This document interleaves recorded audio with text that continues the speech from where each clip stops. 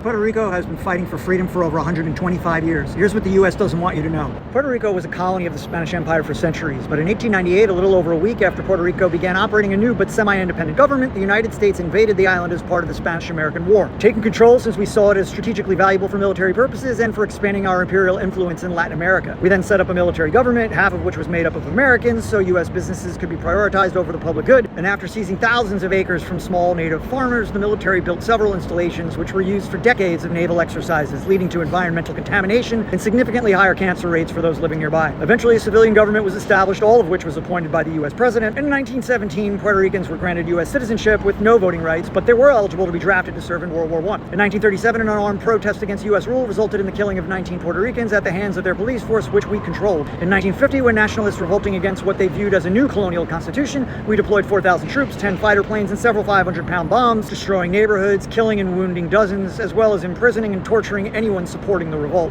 Launched in the 1940s, Operation Bootstrap was to transition Puerto Rico from an agrarian to a manufacturing society, and while per capita income increased quite a bit, they still had to depend economically on the U.S. This plan also included tax exemptions for U.S. businesses, which siphoned revenue from money that was meant for schools and hospitals. The new economy also couldn't support as many workers as the previous one, leading to increased unemployment, but the unemployed were encouraged to move to the U.S., and 500,000 Puerto Ricans went to live in several U.S. cities. Since focus shifted away from agriculture, the island, which was once producing 65% of its own food, imports over 85% to this day. Puerto Rico also is only allowed to have food shipped via U.S. ships, which raises the cost of most products and especially food. And since it's an unincorporated territory, Puerto Rico cannot independently negotiate with other countries. This has led to food security issues, resulting in 40% of the population suffering from hunger or skipping meals. In order to limit the population in Puerto Rico, and while this inhuman practice has since been done away with, forced sterilization programs were implemented on Puerto Rican women of childbearing age, resulting in over 1/3 of them sterilized by 1969. In the 2000s, the island entered a prolonged recession, and since, as a non-sovereign nation, they could not seek help from the International Monetary Fund or file for bankruptcy, we implemented the Promesa Law, establishing a 7-member board appointed by the president to oversee debt restructuring and fiscal planning,